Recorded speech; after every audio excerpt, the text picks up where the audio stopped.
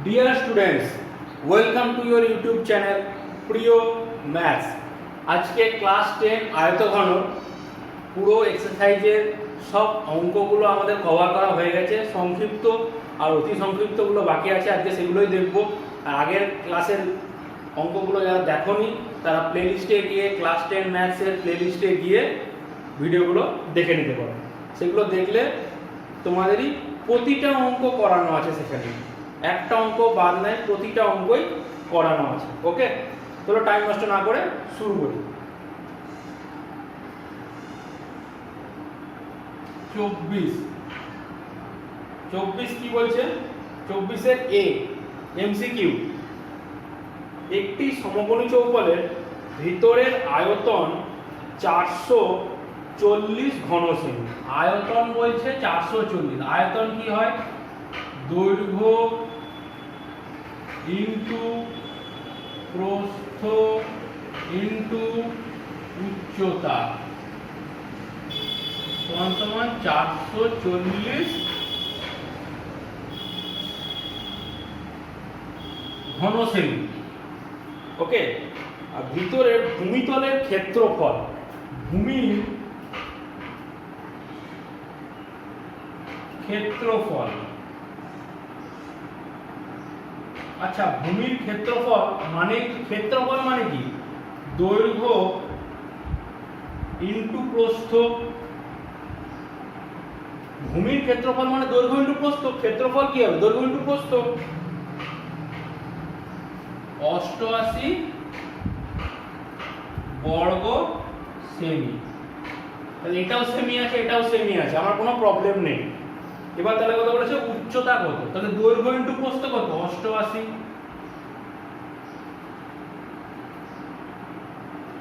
Into উচ্চতা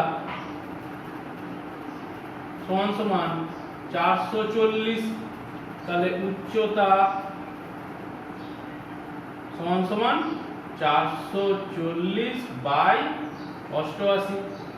ওকে, এটা 11 দিয়ে কাটে, 11 4 44, 11 8 88, 5 8 40, তাহলে সমান সমান 5 সেমি। সমান সমান কি? 5 সেমি। ওকে, ভূমির ক্ষেত্রফল, ক্ষেত্রফল কি? দৈর্ঘ্য ইনটু প্রস্থ।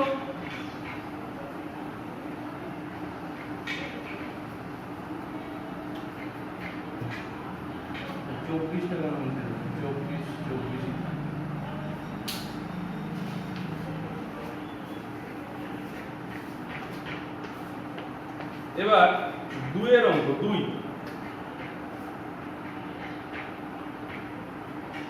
24 এর 2 কি বলেছে? একটি আয়তঘনাকার গর্তের দৈর্ঘ্য, পরীক্ষার সময় এমসিকিউ এর অঙ্ক কিন্তু রাফে করলেই হবে, রাফে করলেই হবে, তোমার শুধু টিক করতে হবে, তোমার টিক। কিন্তু হ্যাঁ, ক্যালকুলেশনটা যেন থাকে, যেন পরীক্ষক বুঝতে পারে হ্যাঁ নিজে অঙ্কটা করেছে ক্যালকুলেশন দেখে। ওকে, এই নয় যে শুধু টিক করে বেরিয়ে গেলে, একটু ক্যালকুলেশন রাখবে। দৈর্ঘ্য প্রস্থ উচ্চতা গভীরতা, দৈর্ঘ্য কত? 40 মিটার, প্রস্থ নাহলে পরীক্ষা হবে কারো দেখে টুকে দিয়েছে, তুমি হয়তো মুখে মুখে ক্যালকুলেশন করেছো কিন্তু পরীক্ষক কি ভাবছে? টুকে দিয়েছে। গভীরতা, গভীরতা বা উচ্চতা কত? 16 মিটার। ওকে, ওই গর্তের মধ্যে 5 মিটার দৈর্ঘ্য ও 4 মিটার প্রস্থ ও 2 মিটার পুরু তক্তা রাখা যাবে। তা তক্তা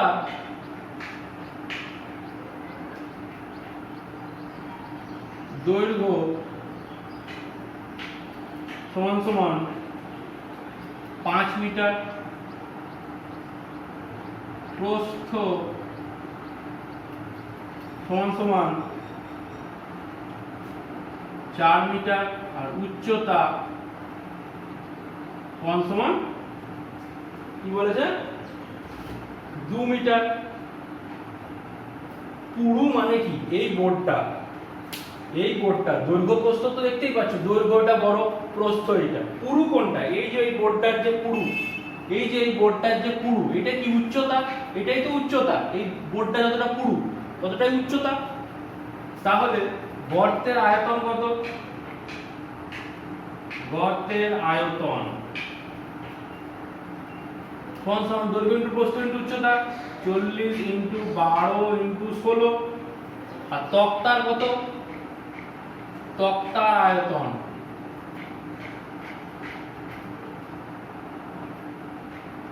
সমান 5 ইনটু 4 ইনটু 2 ঘনমিটার। এটাও ঘনমিটার। তো ধরি এক্সটা তক্তা রাখা যাবে, ধরি এক্সটি তক্তা রাখা যাবে। তাহলে এক্সটির আয়তন কত? এটা তো একটার আয়তন, তাহলে এক্সটির আয়তন x ইনটু 5 ইনটু 4 ইনটু 2। তাহলে এইটা সমান 40 ইনটু 12 ইনটু 16 সমান x ইনটু 5 ইনটু 4 ইনটু 2। তাহলে x সমান 40 into 12 into 16 by 5 into 4 into 2। তাহলে 4 4 এ 16, 2 দুগুণে 4, 5 8 এ 40, 8 দুগুণে 16 ইনটু 12। আর 16 ইনটু 12 কত হয়? 6 দুগুণে 12, 2 হাতে থাকছে 1, 2 1 কে 2, 6 6 2 18 কে 9, 192। x সমান 192। 192। তাহলে কতগুলো তক্তা রাখা যাবে? 192টা তক্তা রাখা যাবে।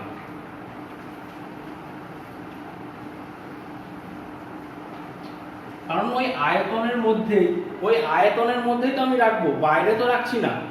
ওকে, ওই এই ঘরের মধ্যে কতগুলো, একটার উপর একটা চাপিয়ে চাপিয়ে চাপিয়ে চাপিয়ে পুরোটাই রাখবো আয়তনের মধ্যে।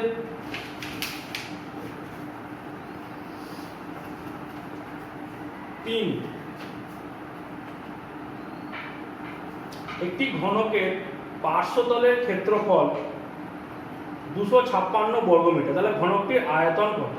আচ্ছা, ঘনকের পার্শ্বতলের ক্ষেত্রফল মানে চারপাশের দেওয়াল, ঘনকের চারপাশে কত হবে? 4 স্কয়ার।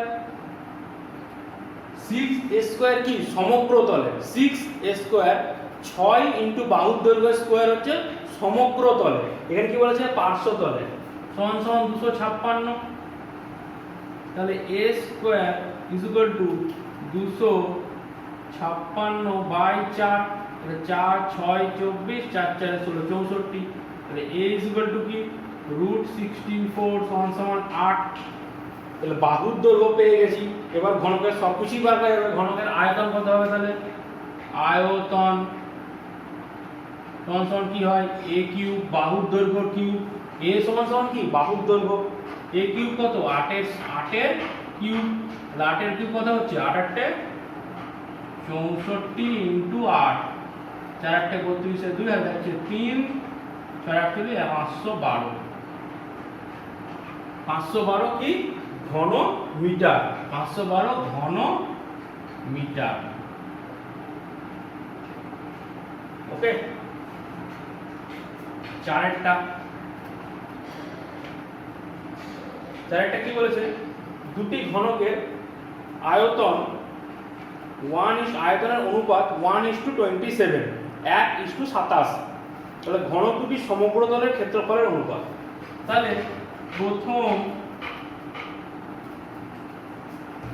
ঘনকের বাহুর দৈর্ঘ্য সমান a ধরি, আর দ্বিতীয় ঘনকের বাহুর দৈর্ঘ্য সমান b।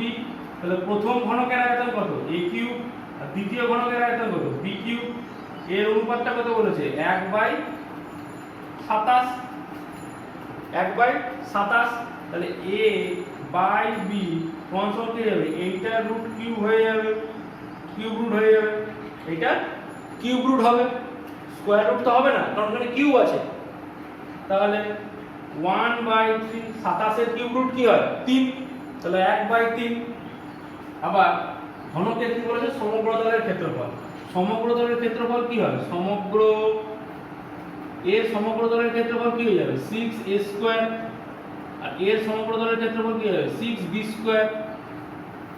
তাহলে এই a বাই b পুরোটা কি করলাম হোল স্কয়ার করলাম, আর 6 দিয়ে উপরেও গুণ করলাম নিচেও গুণ করলাম, উপরেও গুণ করলাম নিচেও গুণ করলাম। বা এখান থেকে যদি দেখো তাহলে 6a square by 6b square এর অনুপাত চেয়েছে আমার। এখান থেকে 6 আর 6 কেটে গেল, তাহলে a বাই b তার হোল স্কয়ার থাকলো। তাহলে a বাই b কত 1/3, 1/3 তার হোল স্কয়ার সমান সমান 1/9। তাহলে অনুপাত কত হলো 1:9, 1:9 অনুপাত হলো।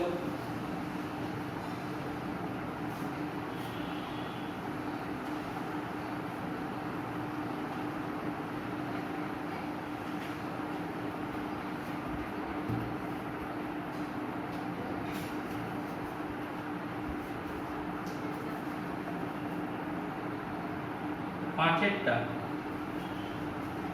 কি বলেছে একটি ঘনকের সমগ্র তলের ক্ষেত্রফল s বর্গ একক। সমগ্র তলের ক্ষেত্রফল কি হয়ে যায় 6a স্কয়ার সমান সমান s। আর কি বলেছে কর্ণের দৈর্ঘ্য d একক, আর কর্ণ কি হয় d সমান সমান a√3। d সমান সমান কি হয় কর্ণের দৈর্ঘ্য কি হয় ঘনকের a√3। তাহলে a সমান সমান d/√3। এবার এটা এখানে বসিয়ে দেবো 6a স্কয়ারের জায়গায় d/√3 তার হোল স্কয়ার সমান সমান s। তাহলে 6 into d square by √3 square মানে 3, রুটটা উঠে যাবে, 3 দুগুণে 6 সমান সমান s। তাহলে 2d স্কয়ার সমান সমান s। আচ্ছা d স্কয়ার, তাহলে এইখান থেকে d স্কয়ার সমান সমান এইদিকে দুইটা বাই হয়ে যাবে s/2, d স্কয়ার সমান সমান s/2। এবার b এর গুণ দেখি b। একটি ঘনকের প্রতিটি ধারের দৈর্ঘ্য দ্বিগুণ হলে ঘনকটির আয়তন প্রথম ঘনকের 4 গুণ হবে। সত্য না মিথ্যা বলতে বলেছে। তাহলে প্রথমে ঘনকের আয়তন ছিল বাহুর দৈর্ঘ্য ছিল a, তাহলে আয়তন কত হবে a3। প্রথমে যদি ঘনকের বাহুর দৈর্ঘ্য a হয় তাহলে আয়তন কত a3। তো কি বলেছে ধারের দৈর্ঘ্য দ্বিগুণ মানে 2a যদি করা হয় তাহলে আয়তন কি হয়ে যাবে 2a তার হোল কিউব সমান সমান 8a3। তাহলে কত গুণ হলো 8 গুণ হলো। তাহলে কত দিকে 4 গুণ, তার মানে এটা মিথ্যা, তার মানে এটা মিথ্যা, এক একটা মিথ্যা। দুই একটা দেখি বর্ষার সময় 2 হেক্টর জমিতে বৃষ্টিপাত 5 সেমি উচ্চতার হলে জলের আয়তন কত। হেক্টরে একটা দিয়ে দিয়েছে সংকেত দিয়েছে যে 1 হেক্টর সমান 100 আর 1 আর সমান সমান 100 বর্গমিটার। তাহলে 100 আর সমান সমান 1 হেক্টর সমান সমান 100 আর সমান সমান 100 ইনটু 100 বর্গমিটার। 1 হেক্টর কি বলেছে 2 হেক্টর জমি, 2 হেক্টর তার মানে কি হয়ে যাবে 2 ইনটু 1 এর 4টে শূন্য 1 2 3 4টে শূন্য বর্গ মিটার। তাহলে কি বলেছে উচ্চতা কত বলেছে, উচ্চতা বলেছে 5 সেমি। এটা কিসে আছে মিটারে আছে, তাহলে সেন্টিমিটারে নিয়ে যেতে গেলে 5/100 মিটার। তাহলে আয়তন কত হবে? অনেকের এটাতে কোশ্চেন থাকে তা আয়তন তো দৈর্ঘ্য ইনটু প্রস্থ ইনটু উচ্চতা হয়। হ্যাঁ, তো এখানে হেক্টরটা আমি কিভাবে দৈর্ঘ্য ইনটু প্রস্থ ইনটু উচ্চতা? দেখো একটা জিনিস, ক্ষেত্রফল সবসময় কিসে হয়? বর্গমিটার। ক্ষেত্রফল কি সবসময় কিসে হয়? বর্গমিটার। আর আয়তন কিসে হয়? ঘনতে। ক্ষেত্রফল কিসে হয়? বর্গতে হয়। আয়তন কিসে হয়? ঘনতে হয়। তো এখানে বর্গ দেওয়া আছে মানে এটাই ক্ষেত্রফল। বর্গ যাই দাও মিটার সেন্টিমিটার যাই দাও, বর্গ আছে মানে কি এটাই ক্ষেত্রফল। তাহলে আয়তন কি হবে? ক্ষেত্রফলের সঙ্গে উচ্চতা, ক্ষেত্রফলের সঙ্গে উচ্চতা গুণ, তাহলে ক্ষেত্রফল কত? 2 ইনটু 1 এর পরে 1 2 3 4টে শূন্য, উচ্চতা 5/100। এটা কি? ঘনমিটার। তাহলে এইটা শূন্য, এই শূন্য, এই শূন্য, এই শূন্য কেটে গেল, 5 দুগুণে 10, মানে একটা শূন্য বেড়ে যাবে, 1000 ঘনমিটার। ওকে, এখানে কি আয়তনটা হচ্ছে ভূমির ক্ষেত্রফল ইনটু উচ্চতা। তাহলে ক্ষেত্রফল তো বর্গতে হবে, এমন একটা ইউনিট দিয়ে দিয়েছে এটা বর্গতেই আছে, তাহলে বর্গ মানে কি এটাই ক্ষেত্রফল। ওকে, তাহলে এটা কি হলো? এটা সত্য হলো, এটা সত্য, কারণ এটা ঠিকঠাক দিয়েছে।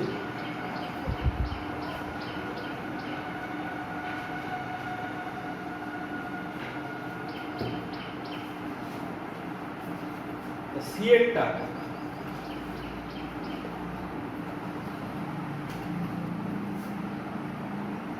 সি এর একটি সমকোণী চৌকোণের কটা কর্ণ থাকে? 4টে কর্ণ থাকে, 4টি কর্ণ থাকে। 2 এরটা, একটি ঘনকের একটি তলের কর্ণের দৈর্ঘ্য, ভালো করে শুনবে, একটি তলের মানে এই যে একটা ঘনক, ঘনকের এই একটা তল, একটা তলের কর্ণকের দৈর্ঘ্য কি হয়? এটাও তো a, এটাও a, ওকে, এটাও a, এটাও a। পিথাগোরাস উপপাদ্য, এটা যদি d ধরি, কর্ণ যদি d ধরি, তাহলে পিথাগোরাস উপপাদ্য কি হয়? d স্কয়ার সমান সমান a square plus a square, প্রতিভুজ স্কয়ার সমান সমান ভূমি স্কয়ার প্লাস লম্ব স্কয়ার। তাহলে d সমান সমান রুট, এটা যোগ করলে কত হয়? 2a square. তাহলে a স্কয়ার থেকে বের হলে a রুট 2, মানে বাহুর দৈর্ঘ্য ইনটু রুট 2। এটা কিন্তু একটা তলের, যদি ঘনকের বলতো তাহলে ঘনকের কি হতো? Root 3, a root 3। এটা ঘনকের একটা তলের বলেছে, তার মানে কি হয়ে যাবে? 2 এরটা রুট 2।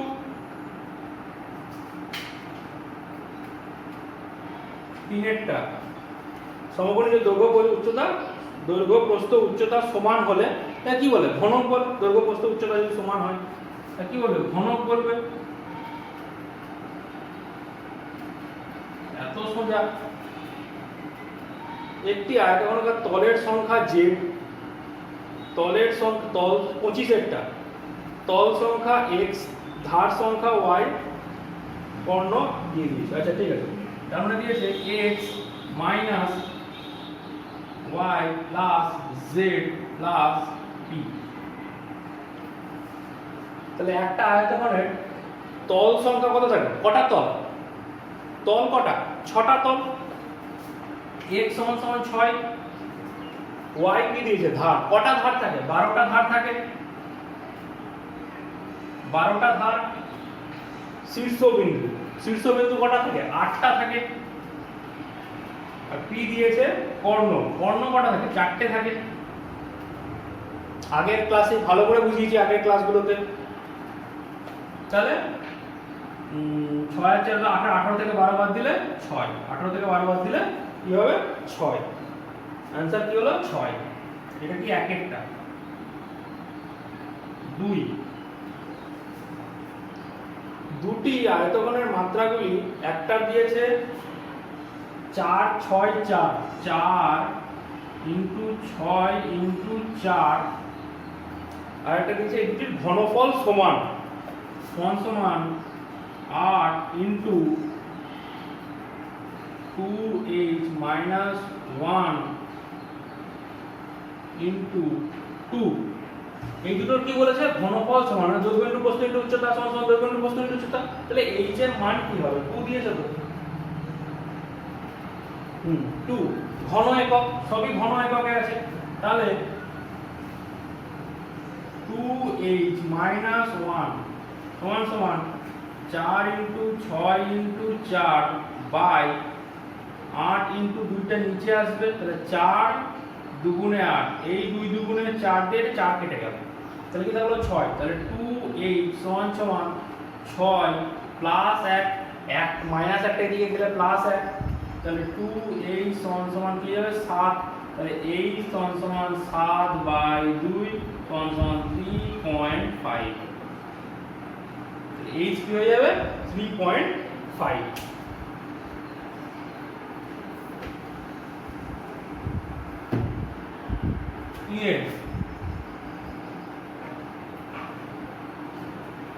খুব ভালো অঙ্ক 3 অঙ্কটা।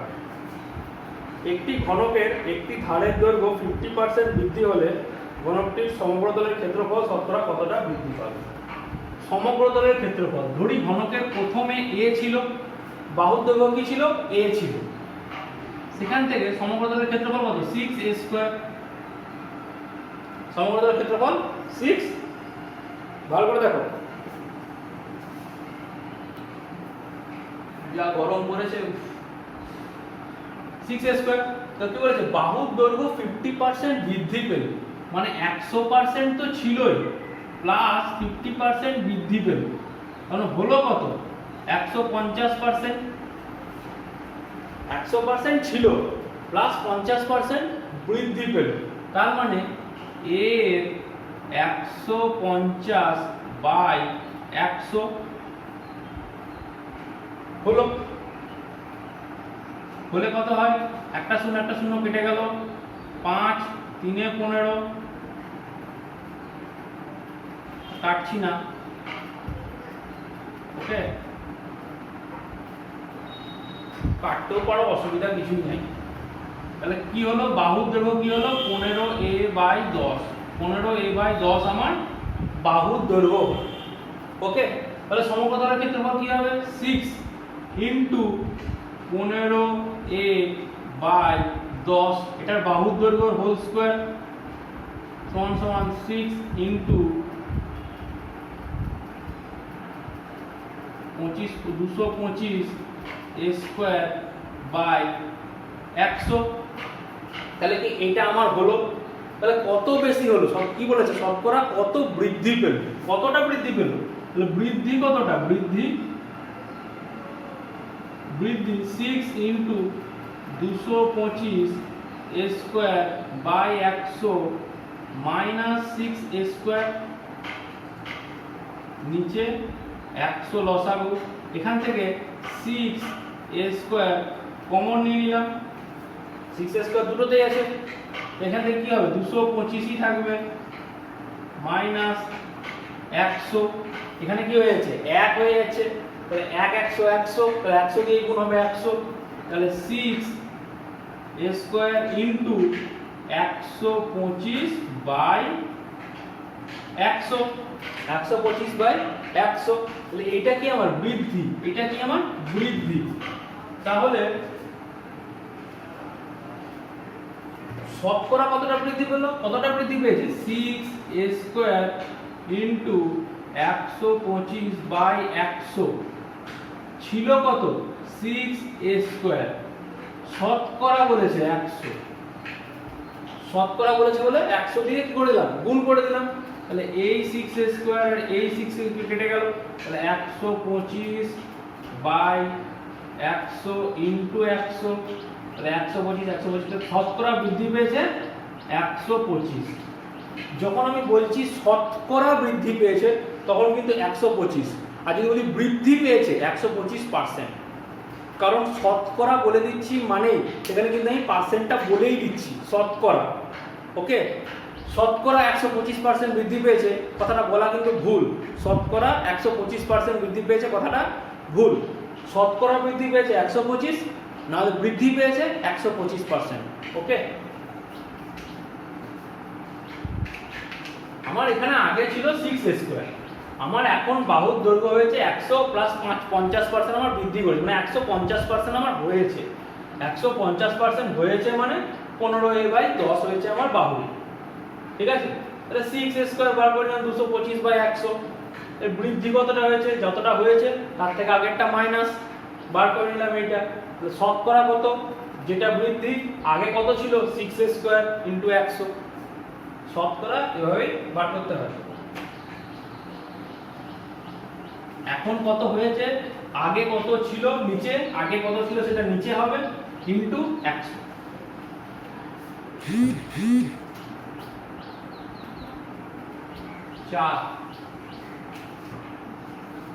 একটি নিরেট ঘনক যদি প্রত্যেকটা ধারের দৈর্ঘ্য 3, 4, 5 সেমি হয় আর ঘনকটিকে গলিয়ে একটি নতুন নিরেট ঘনক তৈরি করা হলো, নতুন ঘনকটির ধারের দৈর্ঘ্য কত হবে?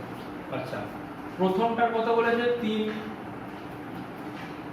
মানে প্রথমটার আয়তন কত 3 কিউব প্লাস গলিয়ে তো একটা জায়গায় খেলছি, তার মানে আয়তনগুলো এক জায়গায় পাবো। 3 কিউব 4 কিউব প্লাস 3, 4 আর 5 কিউব। এই তিনটে আয়তন হচ্ছে 3 কিউব 4 কিউব 5 কিউব। প্রথম ঘনকের আয়তন 3 কিউব, দ্বিতীয় 4 কিউব, তাহলে সমান সমান মোট আয়তন কত হচ্ছে 27 প্লাস 4 সাথে আবার 64 প্লাস 125 যোগ করলে কত হয় 5 আর 4 9, 10 আর 12 14 15 16, 6 হাতে থাকছে 1, 2 2 6 3 9, 10 11 1 হাতে থাকছে 1, 216 ঘন কি দিয়েছে সেমি। তাহলে এটা গলিয়ে যে একটা তৈরি করা হলো তার আয়তন কত 216 ঘন সেমি। তাহলে তার যদি আয়তন যদি a কিউব ধরি, তাহলে a কিউব সমান 216, তাহলে a সমান সমান কি √216 কিউব। 216 কিউব রুট কিসে হয় 6 এ হয়, 6। a সমান সমান 6 সেমি।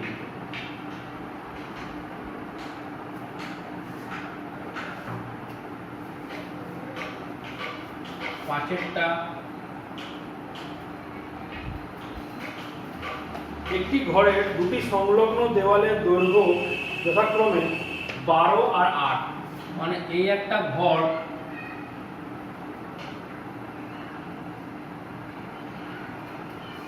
ওকে, এই একটা ঘর এর দৈর্ঘ্য মানে এইটা ধরো দৈর্ঘ্য 12,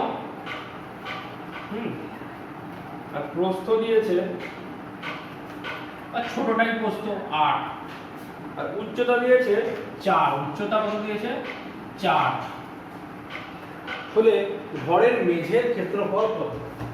আচ্ছা, মেঝের ক্ষেত্রফল কি হয়, এটা তো উচ্চতা। আমাকে যদি বলতো দেওয়ালের ক্ষেত্রফল, তাহলে 12 × 4 করতাম। যদি বলতো দৈর্ঘ্যের সঙ্গে যে দেওয়ালটা আছে সেই দেওয়ালের উচ্চতা, সেই দেওয়ালের ক্ষেত্রফল কত, তাহলে 12 × 4। যে তোমাকে মেঝের ক্ষেত্রফল বলছে, তাহলে মেঝের ক্ষেত্রফল কত 12, 8। মেঝের দৈর্ঘ্য 12 সেমি আর প্রস্থ 8 সেমি, প্রস্থ 8 সেমি। তাহলে ক্ষেত্রফল